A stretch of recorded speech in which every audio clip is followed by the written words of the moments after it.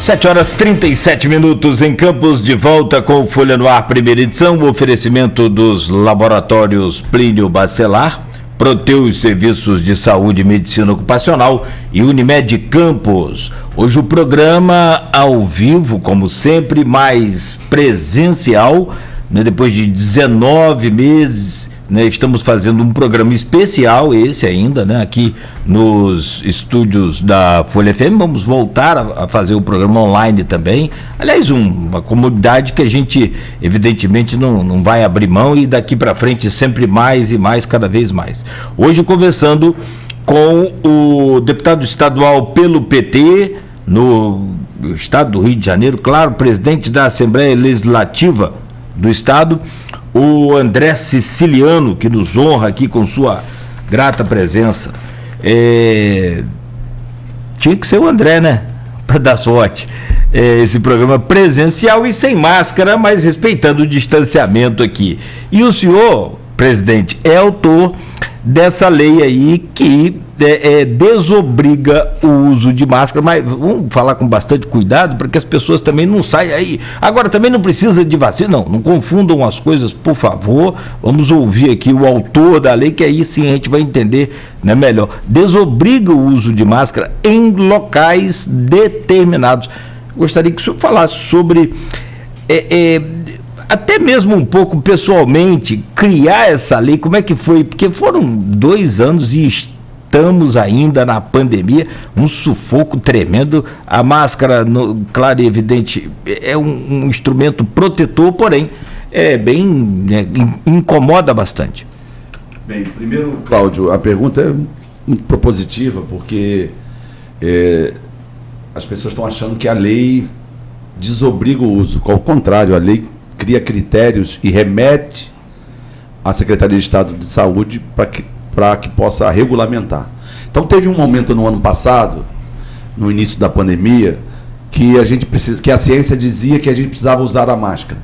E chegaram a dizer, inclusive, que as superfícies, se você tivesse contato com a superfície, você ia pegar o vírus, e criaram muitas coisas que depois a gente foi vendo que não era verdade.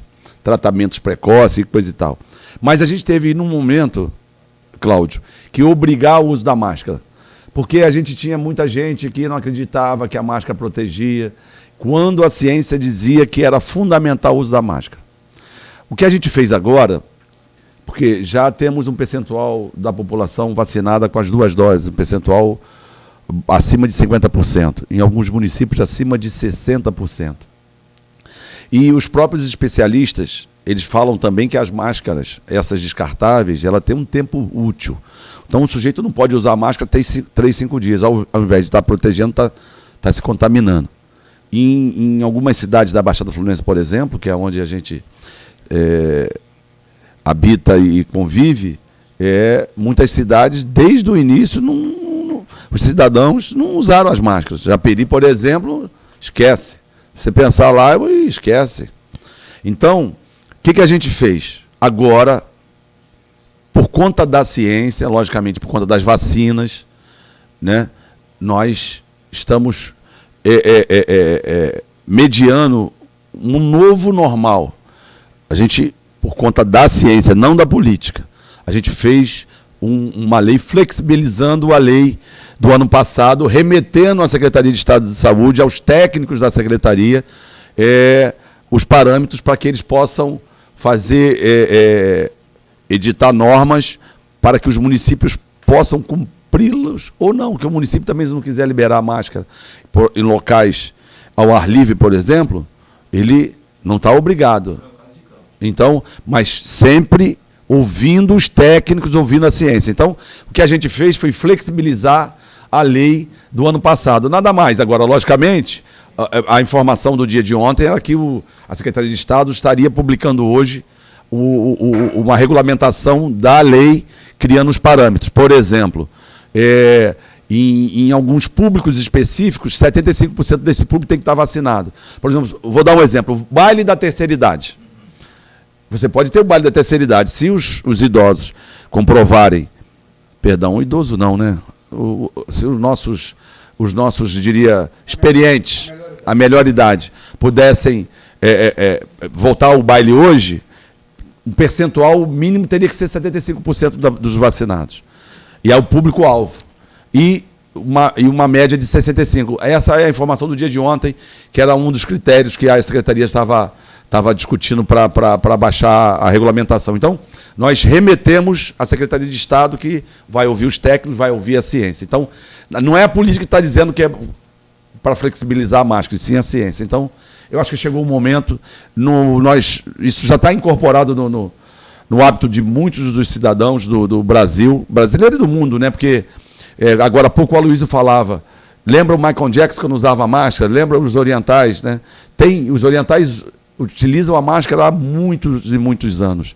Então, eu não tenho dúvida que o novo normal, após pandemia, tomara que a gente possa passar já essa pandemia, apesar de que eu acredito que isso vai ser uma gripe como a H1N1, todo ano nós vamos ter que ter a vacina, uma nova vacina, mas a gente precisa se adaptar ao novo normal e à flexibilização do uso da máscara em alguns locais, com alguns critérios, fundamental para que a gente possa voltar a esse novo normal.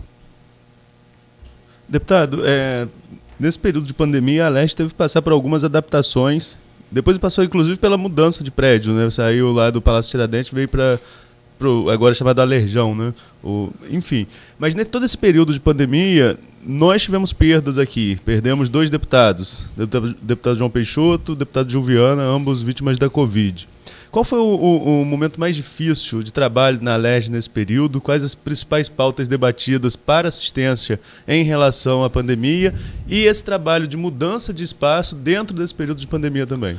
Em primeiro, eu devia ter começado aqui agradecendo a dona Diva, que eu não fiz, mas já faço agora, como eu disse, brincando, às 7h26, né, Lu?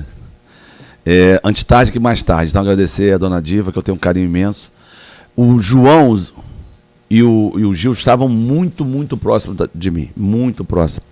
O Gil, em a minha casa, a gente saiu para pescar, a gente ia na cavalgada junto, eu via música junto. O Gil estava muito, muito próximo, muito próximo.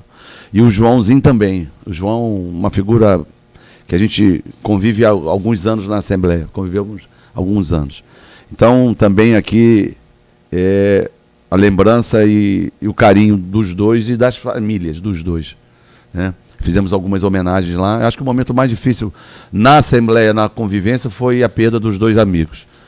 Em relação à adaptação, teve um momento que a gente começou, fevereiro, início de março, a acompanhar as notícias internacionais e ver as mortes, o número de óbitos, por exemplo, na Itália, passou de 400, de 500 óbitos por dia. Então chegou um momento que a dita transmissão entre pessoas começou a acontecer no estado do Rio de Janeiro. Isso foi na semana do dia 10 para o dia 13 de março. Então, num primeiro momento, eu diria, Arnaldo, que foi o convencer os deputados que a gente precisava parar as sessões presenciais. Eu lembro, na quinta-feira, dia 12 de março, eu abri a sessão às 15 horas, suspendi a sessão e fiz uma reunião.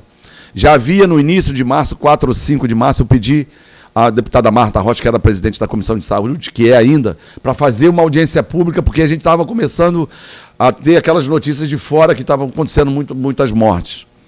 E no dia 12 eu reuni os líderes e coloquei que era fundamental naquele momento a gente parar. E deputados me questionaram o seguinte: mas como é que você sabe que tem que parar? Falei, as notícias. Mas o que a ciência está dizendo? A ciência não está dizendo nada que nós temos que parar. Eu falei, meu irmão, nós vamos parar. A partir de semana que vem nós vamos fazer remoto. E era uma coisa nova, o Zoom, né? Nós fomos a primeira Assembleia a parar, nós fizemos um decreto já no dia 13, criamos as condicionantes. A Assembleia não parou um único dia, porque tinha deputados, inclusive, que queria parar, suspender os trabalhos, como outras Assembleias fizeram, a partir do dia 15 de março. Nós resolvemos fazer semipresencial já a partir do 17 de março.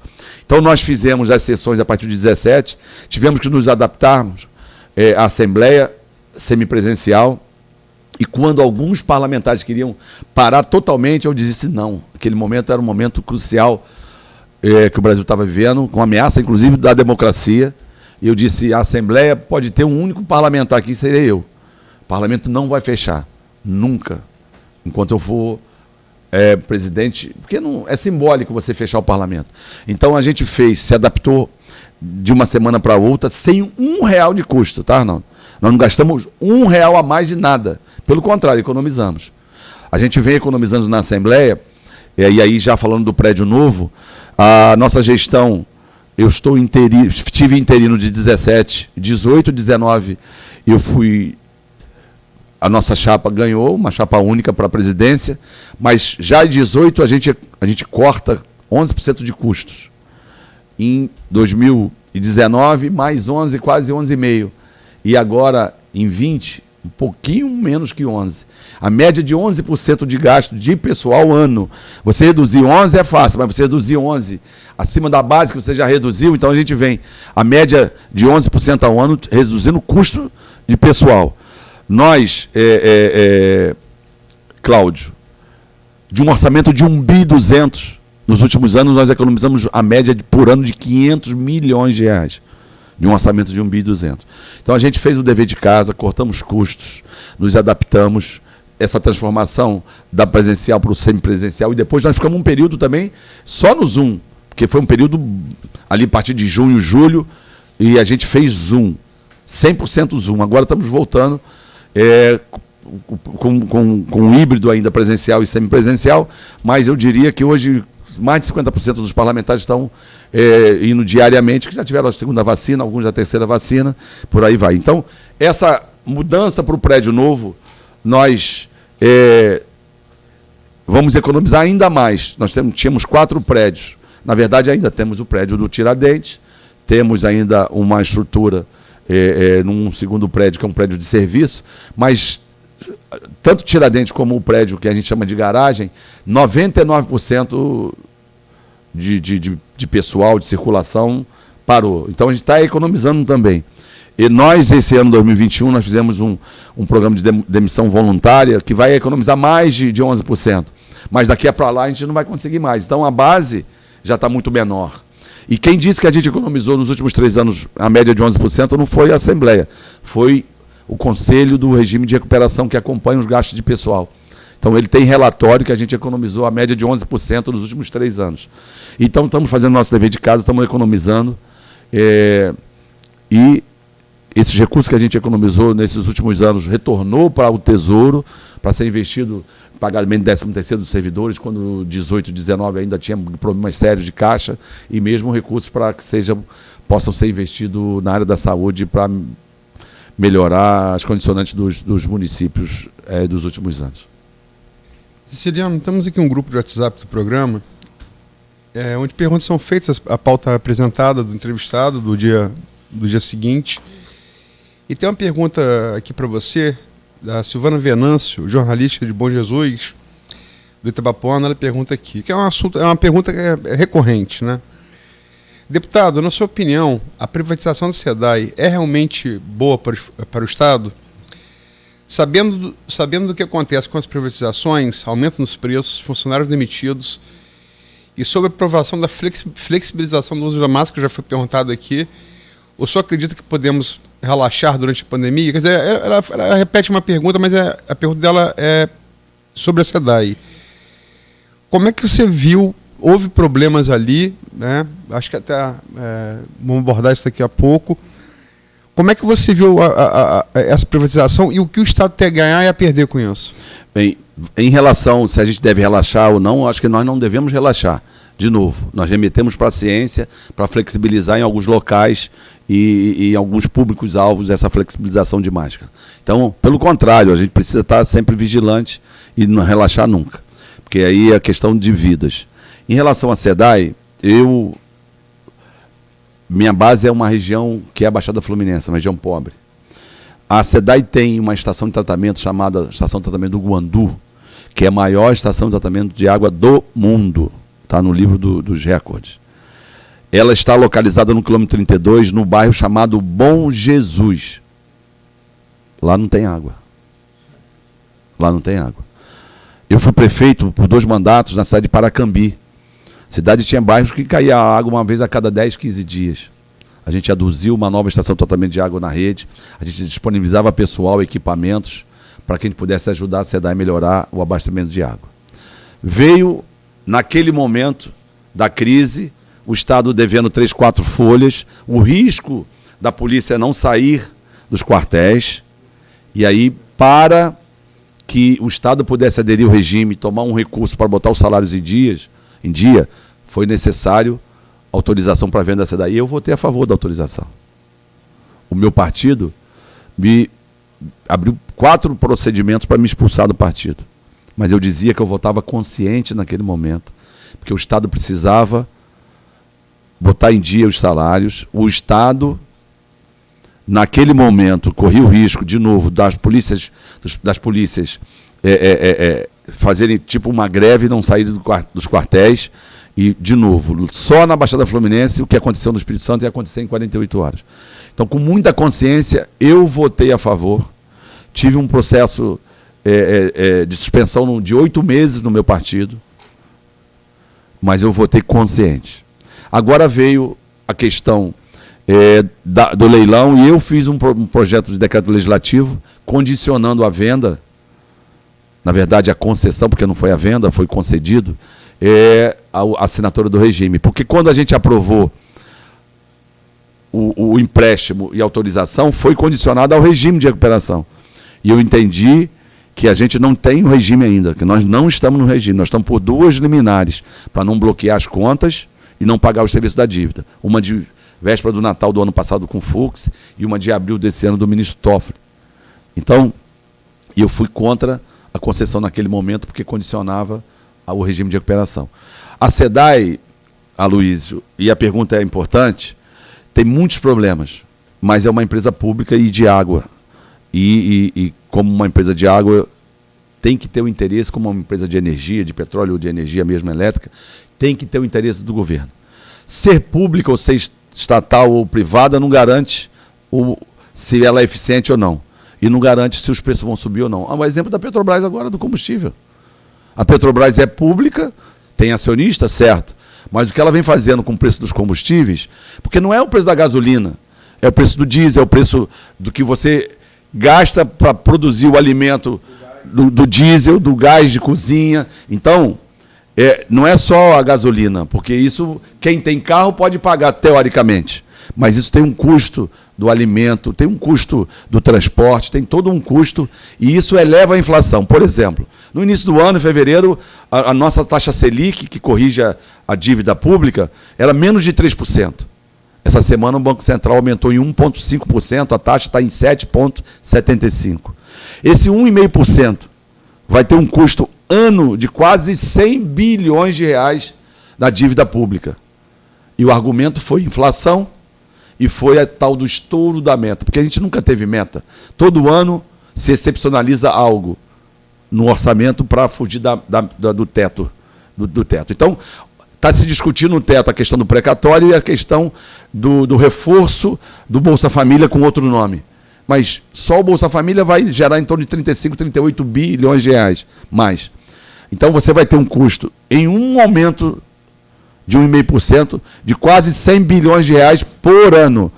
Então, essa inflação que foi gerada principalmente por conta do aumento da energia elétrica e por conta do preço dos combustíveis, está fazendo com que o governo já aumentou quase 5% esse ano o juro. Uma taxa nominal que era menos de 3%, hoje está em 7,75%. Então isso tem um custo lá na frente muito maior. Agora é igual a história do sujeito fazer o ajuste, que é aumentar o juro para diminuir a inflação, para parar o gasto público. Aí a máquina roda ao contrário, porque o gasto público é o incentivador do gasto privado, porque o sujeito só investe se tiver as condicionantes de investimentos. Se você tem juro alto, se você tem inflação alta, por que eu vou investir se eu posso pegar o meu recurso? O empresário, na verdade. Por que ele vai investir, o empreendedor, se ele pode pegar o dinheiro e botar no Selic, rendendo quase 10% ao ano, se ele vai ter que investir, correr o risco, e ter o risco inerente ao negócio do investimento. Então, essa coisa da taxa Selic, essa coisa do custo do combustível, então não é garantia de você ter uma empresa privada, uma concessão, ter um menor preço nas contas ou não. a menor tarifa ou não. E aí tem outros problemas. Eu sou a favor da SEDAI. A SEDAI, tudo de que produz de água na estação de tratamento ou nos reservatórios, quando distribui a água, perde mais de 40% na distribuição. E quando cobra o que foi consumido, tem uma inadimplência de mais de 30%. Então, sem falar de outras questões, por exemplo, a SEDAI tem quase 5 mil servidores. Tem, na Justiça Trabalhista, mais de 15 mil ações trabalhistas. Mencionou isso, questão dos Porque servidores. é uma vergonha. Todo mundo tem 2, 3 ações, 4 ações contra a SEDAI, os servidores. Agora há pouco, nos últimos 2 anos, para você ter um engenheiro de carreira para você botar na direção da SEDAI, você não conseguia, porque tinha que ter um que não, por princípio, não ter ação contra a empresa. Então, mais de 90% dos servidores, mais de 99% dos servidores tem no mínimo 3 ações contra a SEDAI. Alguma coisa está fora de ordem, alguma coisa está errada. Isso não é normal. Você ter uma empresa com quase 100% do seu pessoal na justiça. E é bom lembrar que os servidores da SEDAI não são estatutários, são seletistas. Concurso público, mas seletista. O regime de contratação não é o estatutário, não é o do servidor público. E o que foi feito na SEDAI foi feito uma concessão do serviço, que é a distribuição. A produção da água continua pública e com os servidores remanescentes dos quadros da SEDAI. Deputado, durante esse diálogo ou essas negociações, enfim, todo esse embate para a aprovação da lei da SEDAI, apesar de você ter dito aqui que votou a favor, em determinado momento você estava ali colocado como contra, lado oposto ao governador Cláudio Castro nessa discussão. E dentro desses diálogos, dessas sessões, em abril desse ano, teve uma sessão que o clima ficou tenso entre você e o deputado Rodrigo Bacelar, que é daqui de Campos e hoje secretário de governo do Castro, né? Você citou questões de ameaças para que os deputados aprovassem essa lei. O Rodrigo rebateu, esse diálogo ficou tenso entre vocês, que já tinham se posicionado como aliados anteriormente. Aqui mesmo você falou que apoiaria o candidato de Rodrigo em 2020, fosse quem fosse o candidato, aqui a Folha. Como que foi esse momento de tensão na Alerj entre vocês, que para a gente era sempre colocado como aliados, e como que está essa relação a partir dessa discussão? Bem, primeiro, continuamos aliados. O Rodrigo é um irmão meu, um amigo. Agora, o irmão também diverge, né? Muitas das vezes, você diverge dentro de casa. Naquele momento, o que aconteceu foi que um deputado, naquele instante, chegou para mim ali na cadeira da presidência e falou: o governador me ligou, me ameaçou, falou isso. E eu fiquei quieto. Veio outro deputado e falou a mesma coisa, mas estava falando em relação ao próprio deputado que tinha me falado. E eu pedi ao deputado: então fica fora daqui, não aparece, porque eu vou falar aqui, vai aparecer na televisão. Aí eu coloquei isso da ameaça. O líder do governo disse que não tem ameaça, eu falei que tinha, e que eu colocaria meu mandato ali, e perguntei a ele: Vossa Excelência faz o mesmo? Renuncia o mandato? Se o governador ligou e ameaçou?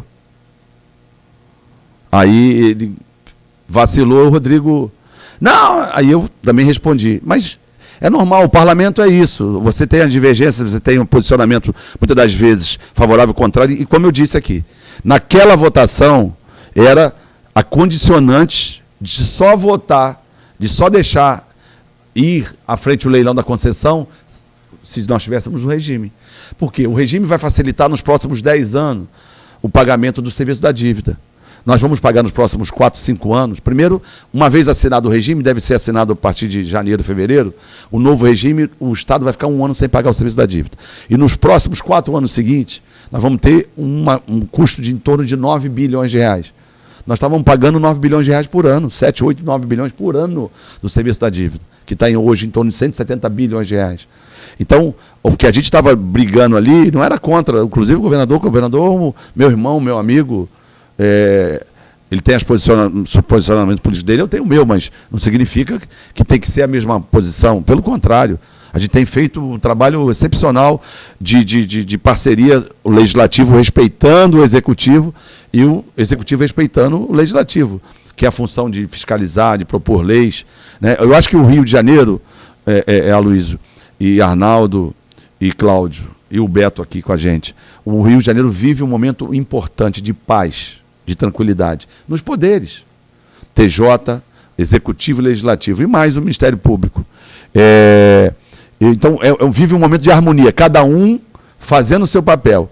Então, a gente tem ajudado muito o Estado.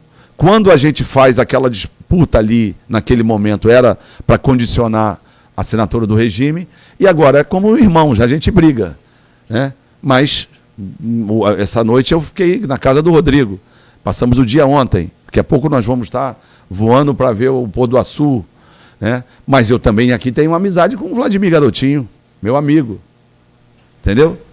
Aqui também, eu ontem sentei e tomei 2 chopes com Caio Viana. Então a gente também tem relacionamento político e a gente trata bem. O Rodrigo é um amigo pessoal, o Rodrigo, a esposa dele é amiga da minha esposa, a gente convive em família, gosto muito do pai, mas a gente também tem o nosso relacionamento político, então a gente tem que respeitar isso. Então, posições de divergência vai haver sempre, né? A gente não tem que concordar nunca, o governador ontem mesmo, numa cerimônia, falando da Assembleia como um todo, não do André, e às vezes não pensa igual, tem divergência, mas que todo mundo quer que o Estado melhore, que o Estado cresça, que o Estado gere emprego, gere riqueza, para que a gente possa ter uma vida com mais qualidade, né? Saúde pública, educação pública, e é fundamental essa harmonia entre os poderes, que não significa que você vai estar do mesmo lado sempre.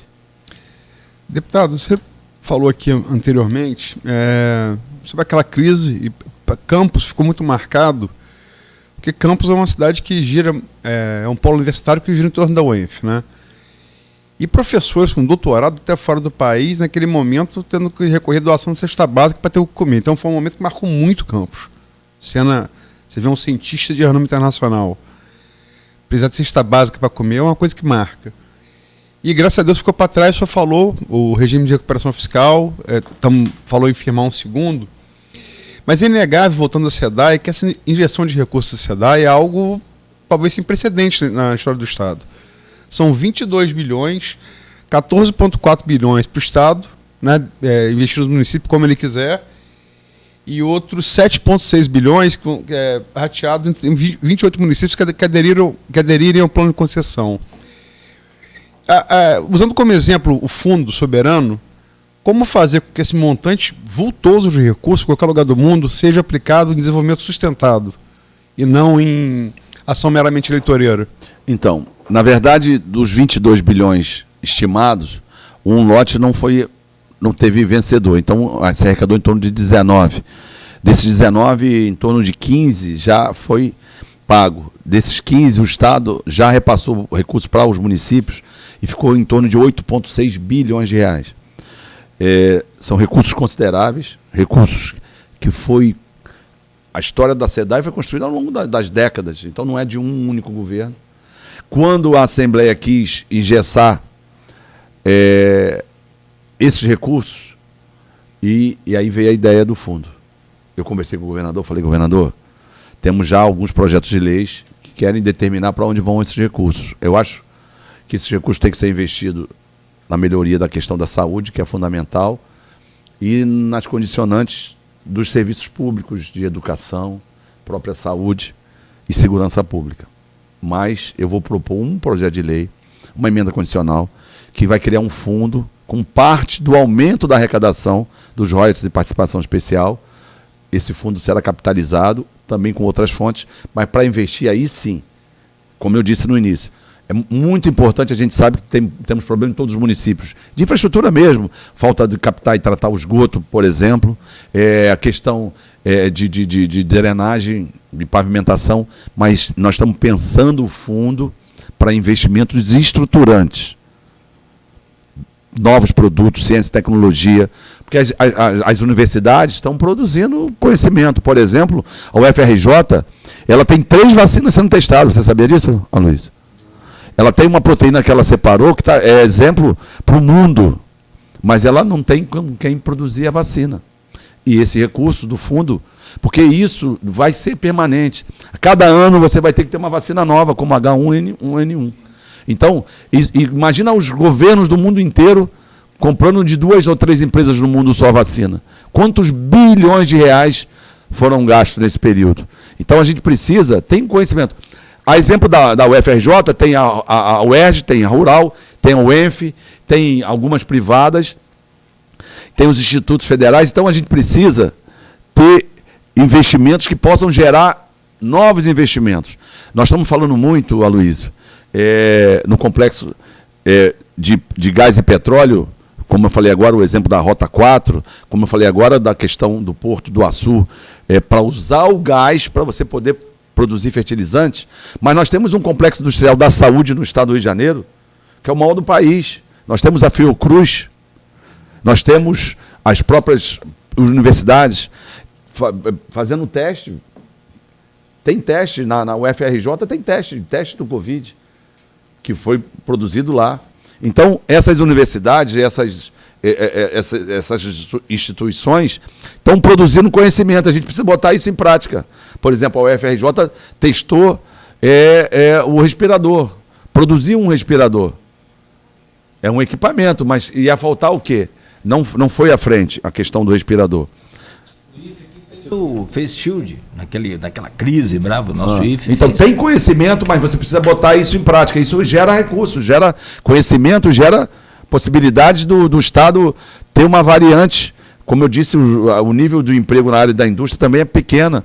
Então a gente pode, com esse fundo, fazer investimentos para atrair novos investimentos. Esse é o fundamental. Não é o investimento que vai tirar o sujeito que pisa na lama, que é também importante, muito importante. Então, esses recursos da SEDAI, o governador está sinalizando de fazer parceria com os municípios para fazer investimentos em infraestrutura, mas nós estamos pensando no fundo com investimento estruturante, para que a gente possa gerar novos empregos, nova riqueza e melhorar, por exemplo, o emprego na área da indústria. É uma vergonha o Rio de Janeiro, do total dos empregos do Estado, ter 8% na área da indústria. Deputado,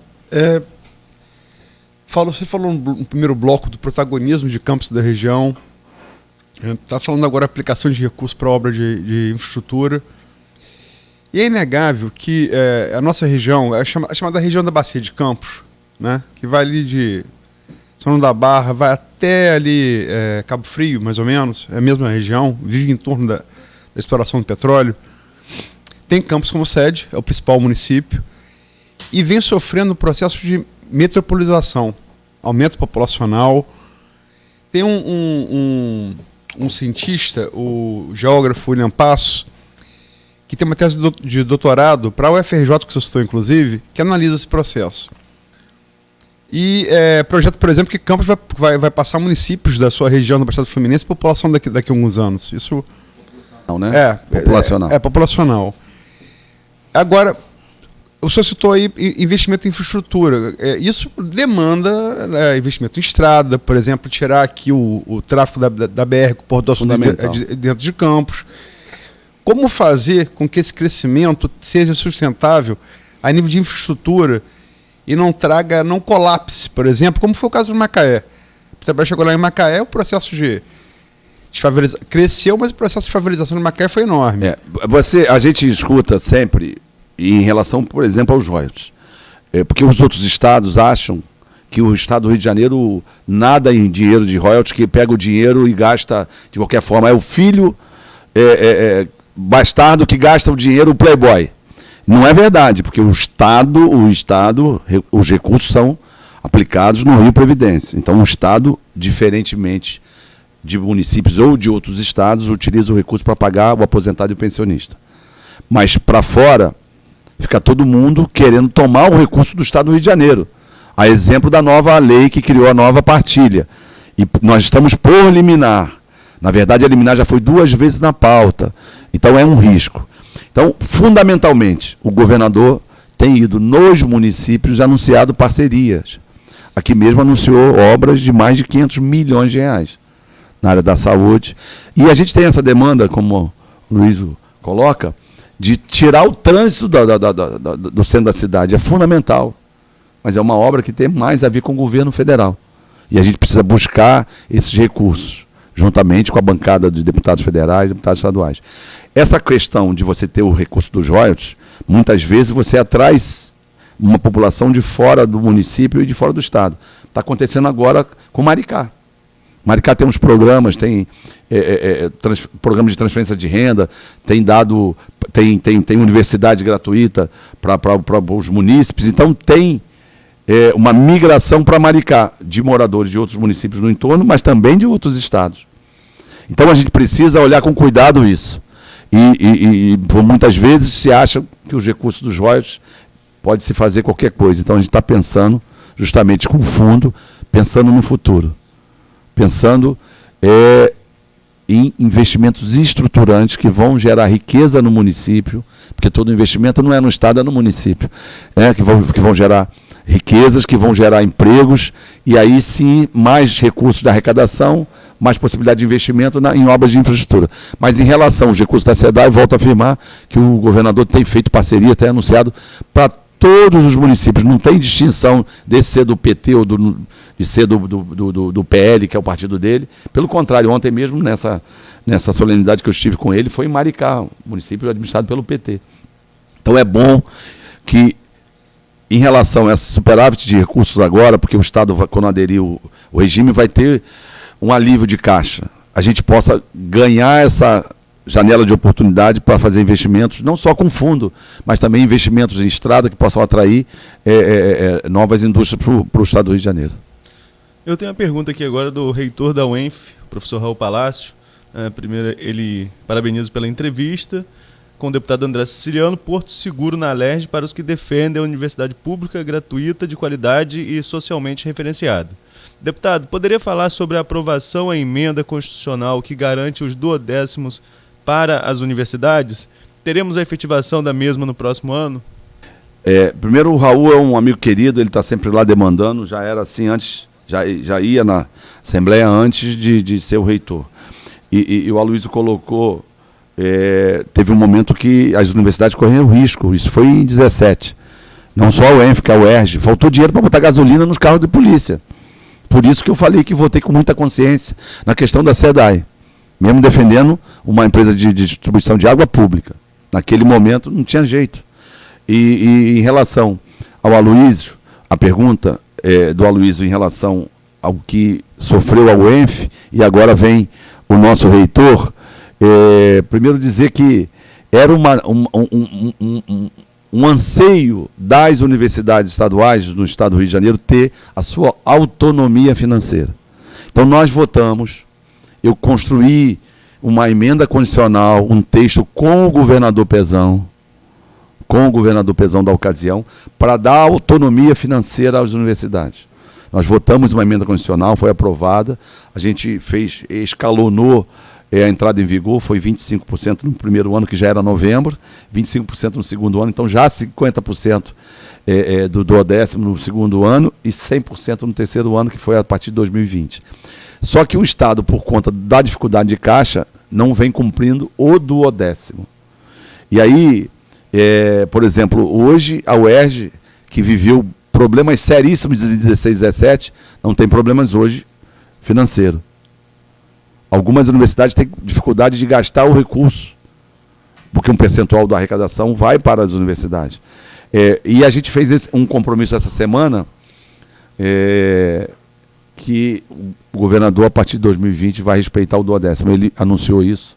Eu fiz uma provocação na UERJ, numa solenidade essa semana, e ele anunciou que a partir de 2022 vai cumprir o repasse do 10º. Mesmo porque, como eu disse, a arrecadação já voltou ao normal, as coisas estão voltando e há uma janela de oportunidade. A gente precisa investir em educação pública, em uma universidade pública, universal e gratuita, para que a gente possa ter possibilidade da melhoria dos condicionantes das famílias. Porque um aluno que vai para uma universidade pública, que vem de uma família que vai ascender socialmente, que vai construir um futuro através da universidade, através do conhecimento. Então, daqui a pouco nós estaremos lá na UENF, junto com o Raul e com os demais convidados lá para a gente discutir o Fundo Soberano, mas num momento importante, na Assembleia, ficou ao lado das universidades públicas, mesmo contra governadores. Isso se deu lá ainda no Pezão, depois no Witson, quando ele queria, mandou uma mensagem para a Assembleia para que ele queria indicar os reitores, não seria mais eleição direta, e eu disse a ele, isso aqui não passa.